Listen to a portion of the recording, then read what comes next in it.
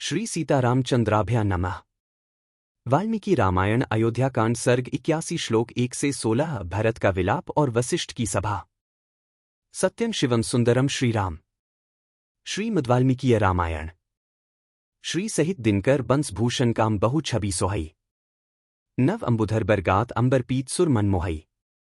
मुकुटांग दादी विचित्र भूषण अंग अंगन ही प्रति सजे।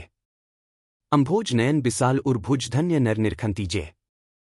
जहां मंगलवाद्य गुंजने चाहिए थे वहां भरत के हृदय में शोक की आग और भड़क उठी।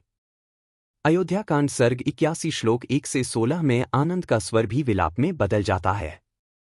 जय श्री राम।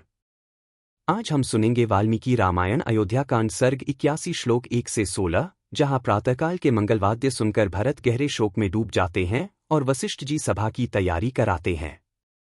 पिछले भाग अयोध्याकांड सर्ग 80 श्लोक 1 से 22 में अयोध्या से गंगा तट तक श्रीराम को वापस लाने के लिए सुंदर, सुगम और सुविधायुक्त राजमार्ग का निर्माण कराया गया था। आज वाल्मीकि रामायण अयोध्याकांड सर्ग 81 श्लोक 1 से 16 में कथा बाहरी तैयारी से भीतरी वेदना की ओर लौटती है।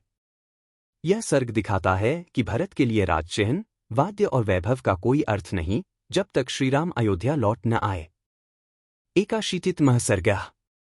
प्रातःकाल के मंगलवाद्य घोष को सुनकर भरत का दुखी होना और उसे बंद कराकर विलाप करना, वशिष्ठ जी का सभा में आकर मंत्री आदि को बुलाने के लिए दूत भेजना।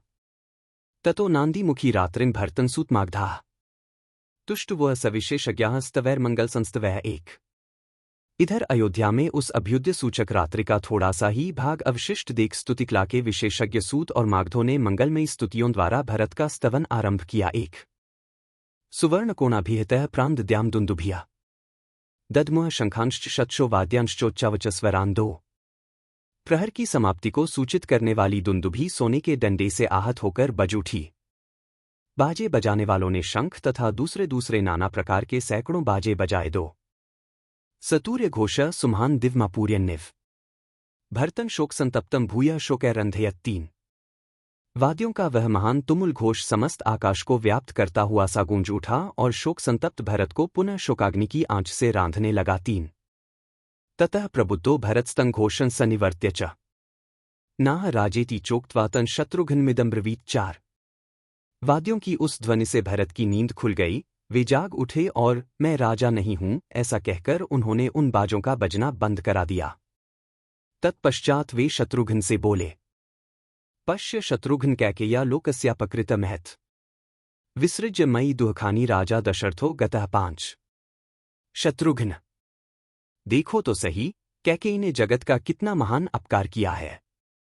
महाराज दशरथ मुझ पर बहुत से दुखों का बोझ डालकर स्वर्गलोक को चले गए। पांच तस्याशा धर्मराजस्य धर्म मूला महात्मना परिभ्रमति राजश्री नौरिवाकर्णिका जले। छे आज उन धर्मराज महामना नरेश की यह धर्म मूला राजलक्ष्मी जल में पड़ी हुई बिना नाविक की नौका के समान इधर उधर डगमगा रही है। छे यो ही न सुम्हान नाथ सोपी प्रव्राजितो वने अन्य धर्म मुत्सृज्य मात्रा में राघव स्वयं। साथ जो हम लोगों के सबसे बड़े स्वामी और संरक्षक हैं उन श्री रघुनाथ जी को भी स्वयं मेरी इस माता ने धर्म को तिलांजलि देकर वन में भेज दिया। साथ इत्येवं भरतम वीक्ष्य विलपंतम चेतन कृपणारुरुद्वः सर्वाः सुस्वरन् योषितस्तदा। आठ उस समय भरत को इस प्रकार अचेत होकर विलाप करते देख रनिवास की सारी स्त्रियां दीन भाव से फूट फूट कर रोने लगीं। आठ तथा तस्मिन् विलपति वसिष्ठो राजधर्मवित् सभामिक्ष्वाकुनाथस्य प्रविवेश महायशाः। नौ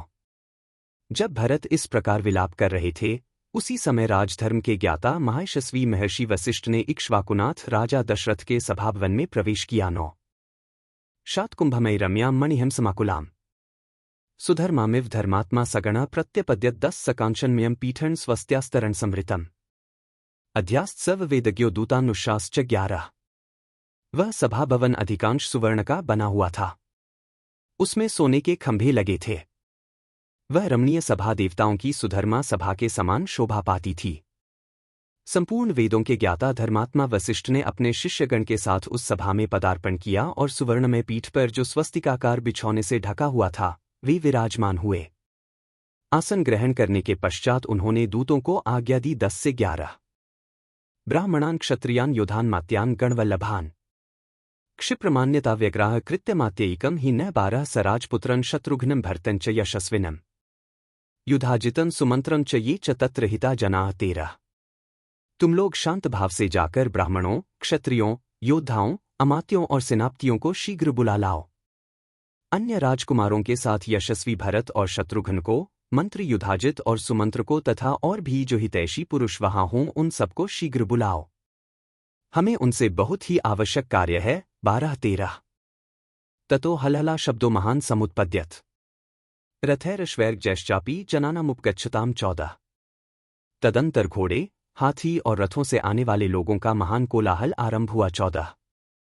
ततो भरत मायांतर शतक्रतुमिवाम्राह प्रत्यनंदन प्रकृत्यो यथा दशरथन तथा 15 तत्पश्चात जैसे देवता इंद्र का अभिनंदन करते हैं उसी प्रकार समस्त प्रकृतियों, मंत्री प्रजा आदि ने आते हुए भरत का राजा दशरथ की ही भांति अभिनंदन किया। हृद इव तिमिनाक समृतः स्तिमित चलो मणिशंख शर्करा दशरथ सुशोभिता सभा सदशर्थेव बभूवसा पुरा 16। तिमि नामक महान मत्स्य और जलहस्ती से युक्त, स्थिर जल वाले तथा मुक्ता आदि मणियों से युक्त शंख और बालुका वाले समुद्र के जलाशय की भांति वह सभा दशरथ पुत्र भरत से सुशोभित होकर वैसी ही शोभा पाने लगी जैसे पूर्वकाल में राजा दशरथ की उपस्थिति से शोभा पाती थी। 16। यहाँ सभा उपमेय और हृद, जलाशय, उपमान है। जलाशय के जो विशेषण दिए गए हैं वे सभा में इस प्रकार संगत होते हैं। सभा में तिमि और जलहस्ती के चित्र लगे हैं।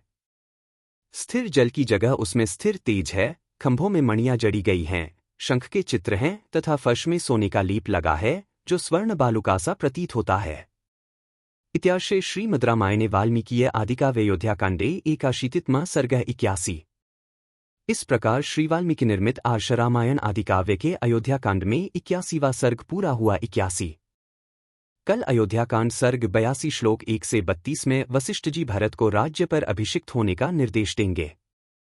भरत दृढ़ता से इसे अस्वीकार करेंगे, श्रीराम को ही योग्य राजा घोषित करेंगे और वनगमन की तैयारी के आदेश देंगे।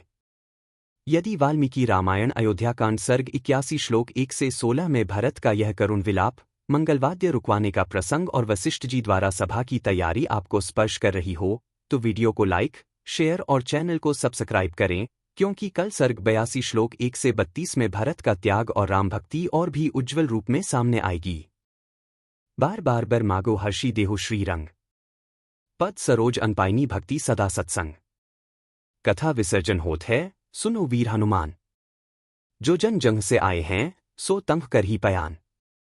बोलो सियावर रामचंद्र जी की जय। राम भक्त हनुमान जी की जय। उमापति महादेव जी की जय। मंगल भवन अमंगलहारी द्रवहु सुतसरथ अजिर बिहारी दीनदयाल बिरिदु संभारी हरहु नाथ मम संकट भारी। जय सिया राम जय जय सिया राम।